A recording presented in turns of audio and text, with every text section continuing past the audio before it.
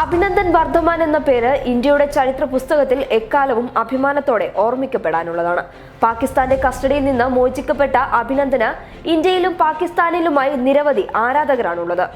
Indian pilot Pak സൈന്യത്തിന്റെ കസ്റ്റഡിയിൽ അകപ്പെട്ടു എന്ന വാർത്തയ്ക്ക് ശേഷം അഭിനന്ദന്റെ സുരക്ഷിതമായ തിരിച്ചുവരവിന് വേണ്ടി രാജ്യം ഒന്നടങ്കം പ്രാർത്ഥിച്ചിരുന്നു.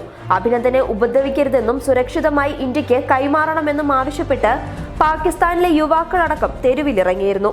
അഭിനന്ദന്റെ ചിത്രവുമായി പാകിസ്ഥാനിലെ ഒരു ചായക്കടയിൽ സ്ഥാപിച്ചിരിക്കുന്ന ബാനറാണ് ഇപ്പോൾ സോഷ്യൽ മീഡിയയിലെ ചർച്ചാ വിഷയം. പാക് സൈന്യത്തിന്റെ കസ്റ്റഡിയിലുണ്ടായ അഭിനന്ദൻ ചായ കുടിക്കുന്ന ചിത്രമാണ് ചായക്കടയുടെ പരസ്യത്തിന് ഉപയോഗിച്ചിരിക്കുന്നത്. ഈ ചായ ശത്രുക്കളെ പോലും സുഹൃത്തുക്കളാക്കുന്നു എന്നാണ് അഭിനന്ദന്റെ ചിത്രത്തിനൊപ്പം നൽകിയിരിക്കുന്ന പരസ്യവാചകം. ഉറുദുവിലാണ് എഴുത്തുള്ളത്. ഈ ചിത്രം ഒമർ ഫറൂഖ് എന്നയാളാണ് ട്വിറ്ററിലൂടെ പങ്കുവച്ചിരിക്കുന്നത്. ചായക്കടയുടെ ഈ ബാനർ ഫോട്ടോഷോപ്പാണോ അതോ യഥാർത്ഥത്തിലുള്ളതാണോ എന്ന് വ്യക്തമല്ല.